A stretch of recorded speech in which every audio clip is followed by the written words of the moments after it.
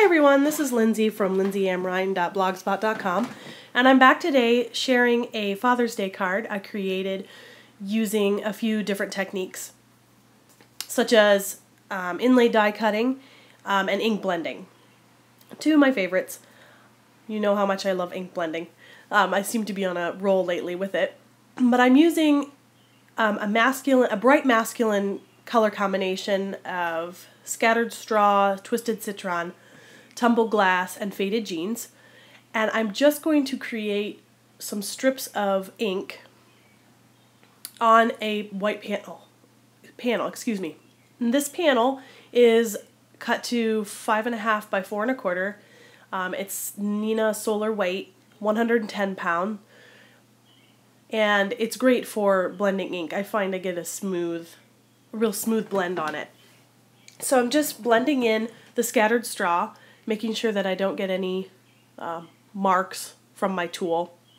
And then I will move this to bring in the lime green color. If you find that the tape doesn't stick to the previous strip, you can either hit it with your heat tool or kind of let it, or just wait a little. It'll dry, but the ink stays wet for a little while, so the tape sometimes doesn't stick very well. So I'm going to create a new strip here, a little wider than my last one. And I like to try and vary my widths so that I get some interest. And then I will bring in that lime green color. It's so bright. I really love this green. I wasn't sure at first, but it's definitely one of my favorites. So I finished that, and I'm moving along to the tumbled glass. Again, covering up the strips that I've already worked on. And then I will do the same thing I did with the others and bring them in, the ink in from either end, or either side of the panel, blending them in the middle. Real light touch. And then I'll go over it again. And moving along, I'm kind of slow today. I'm using the Simply Said Amazing stamp set and die from Avery Elle. I just love these little mini sets with the dies. You can do some great things with them, and they're so cute. So I'm going to run this through my Big Shot after I move everything out of the way. And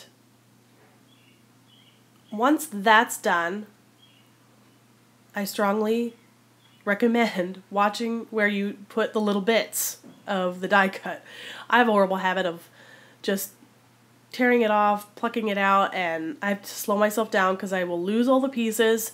So I'm carefully lifting it up, making sure everything is still there, because I'm going to continue to work on the sentiment, and I'm going to bring in that stamp set and use a few of the words I selected to create my own custom sentiment. So the UR is in the set. I trimmed Anne off of another stamp sentiment in that set.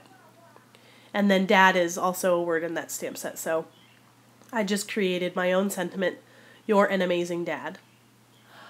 I went ahead and pre-cut some foam to fit on the back, and just making sure that it will fit onto the back side. Removing the little dotted I, and see, I have a little pile over to the right. I wasn't very careful. But I'm going to adhere some score tape over this opening so that I can adhere the base layers of the die cut. I want to pop this up, make it dimensional. So I die cut three pieces of the amazing die. Sorry, I can't talk today. Of the amazing out of black cardstock, and I'm just going to adhere the base layer, making sure I get that in there snug, and then I'm going to not forget to dot my I, but I'm just getting that all secure in there. And then I will take a glue pen. I like the Zig two-way glue pen. Because of the pointed nib, it lets out just enough glue if you squeeze it. It's a good tool to have.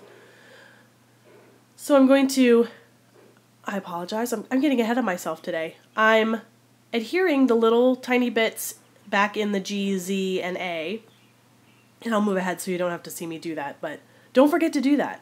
Your card will look kind of interesting without it. Ask me how I know this. Alright, so now I'm adhering the amazing words using my glue pen. And this will give me some dimension and layering, as well as like a shadow once I adhere the final image back onto that stack. So here I'm just making sure that it's sticking.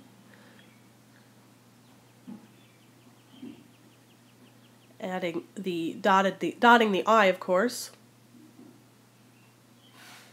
And then I will add back the first layer here. I'm going to remove this score tape and add some more score tape because I'm going to adhere that fun foam.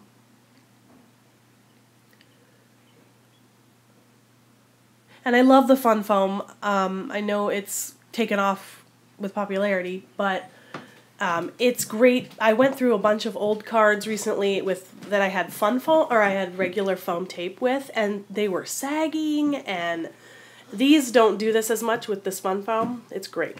So I'm putting score tape on the back of the fun foam. Regular adhesive would be fine, but it did not glide across that foam very well, so I figured I'd just use score tape. And lastly, I'm just adding a few enamel dots. These are from my Mind's Eye in a trio, and just moving those around to get them where I like.